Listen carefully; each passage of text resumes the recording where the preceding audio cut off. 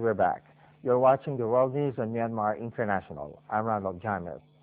Heading our news, President Vladimir Putin ordered a rethink of Russia's natural gas export policy to take advantage of rising Asian demand as giant producer Gazprom launched a huge Arctic field to supply Europe where demand is falling. Putin has tightened his personal grip on Russia's gas export policy since the formal launch of European Commission probe into pipeline gas export monopoly, Gazprom's pricing under its standard long-term contracts, which are linked to the oil price. In the past year, he has been urging Gazprom to update its strategy and develop capacity to produce liquefied natural gas that can be exported by sea. Russia, the world's second-largest producer of natural gas after the United States, has for years unsuccessfully tried to secure a deal to sell pipeline gas to China, the world's largest energy consumer. Russia is now aiming to sell LNG to China, Korea, and India. Meanwhile, in China, traffic began to recover Thursday morning as a recent dense fog dissipated in Harbin, provincial capital of northeast China's Heilongjiang province. The heavy fog has shrouded Harbin since Wednesday night. Average visibility was less than 50 meters, with the worst-hit areas seeing less than 20 meters. Vehicles and commuters moved slowly in the city's downtown areas during morning rush hours on Thursday, but order was maintained and no major road accidents occurred.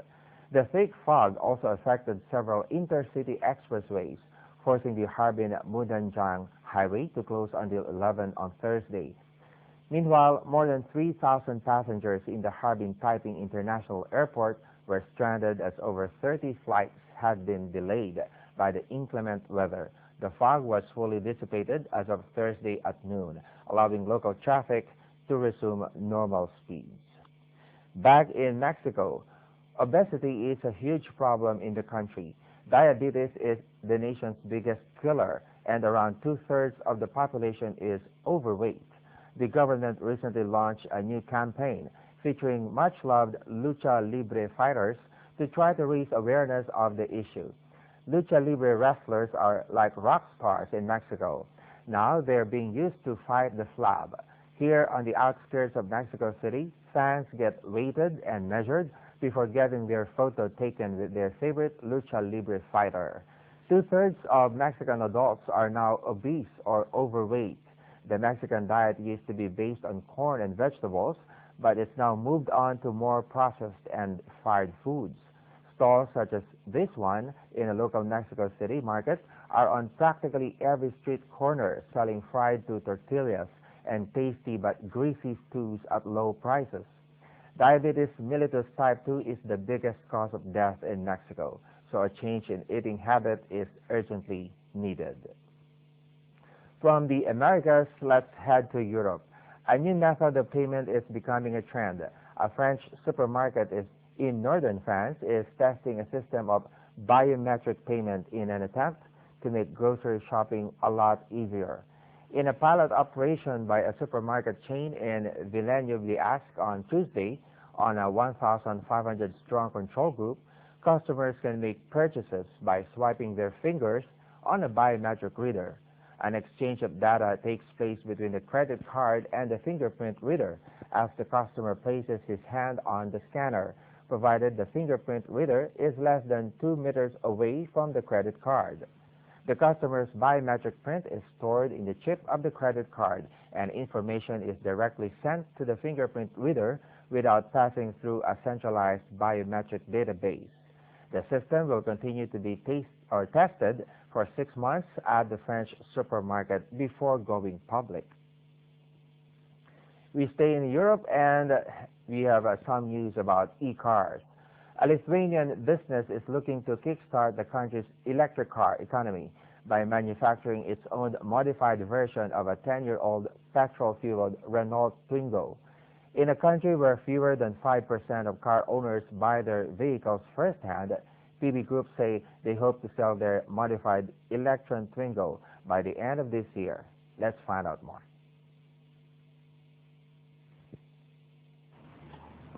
Donata Skolskis hopes this souped-up Renault Twingo will put his company in the driving seat of Lithuania's electric car industry.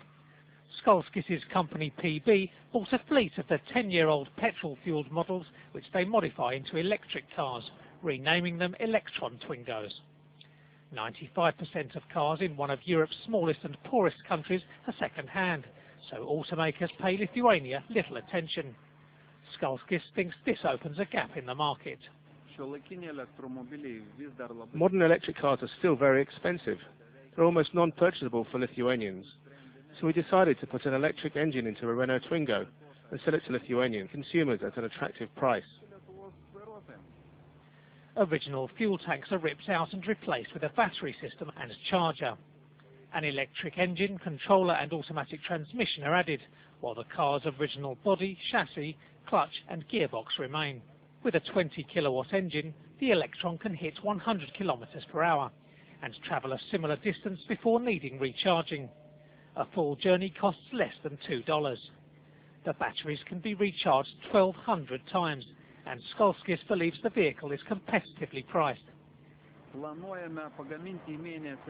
We plan to manufacture about 20 cars per month. In Lithuania, they will sell for 7,000 euros. At the time being, we plan to sell them only in this country. PB spent almost $100,000 on the project and hopes to begin commercial production shortly. Among ambitious plans to make Lithuania carbon neutral, the national government plan a countrywide charging station network by 2015. PB is confident that by then it will charge of the country's electric car market. There's a time for laughter, and sure there is. Dozens of clowns wearing enormous shoes, red noses, and colorfully painted faces marched through Mexico City on Wednesday to mark the 17th Annual International Clown Convention, aimed at gaining support and respect for their art. The convention, also known as the Festival of Laughter, was organized by the Brotherhood of Latin Clowns organization. Clowns from Peru, Nicaragua, Guatemala, El Salvador, Costa Rica, Puerto Rico, and United States and Mexico gathered to show off their talents and picked up skills and skit ideas to take home to their fans. Approximately 800 clowns were expected to participate in the convention, which began on Monday and ends on Thursday. The clowns are also taking part in seminars and workshops designed to enable clowns to stock up on the latest and best costumes, shoes, makeup, magic tricks, and wigs available in the industry. Event participants will also be able to take part in competitions such as balloon figure making, acting, 5-minute comedy routines, and miming to showcase their clowning abilities. And to end our news for today, triple major winner Padraig Harrington held off a last-day charge by U.S. Open champion Webb Simpson to win the end-of-season PGA Grand Slam of golf in Bermuda by one shot on Wednesday. Irishman Harrington fired a 4-under par 67 at Port Royal Golf Course in Southampton for a 9-under total of 133 in the 36-hole event. 2 strokes ahead of Masters champion Bubba Watson overnight, Harrington mixed 5 birdies with a lone bogey at the par 4 last to fend off American Simpson, who closed with the best of the week 65. Left-hander Watson carded a roller coaster 71 to finish a distant third at 3 under, level with fellow American and defending champion Keegan Bradley 67, in the event which brings together the winners of the year's 4 majors. Bradley gained his spot in the field as the first alternate after Northern Ireland's Rory McIlroy pulled out due to scheduling conflicts. McIlroy had already committed to the European Tour's BMW Masters, being played this week in China.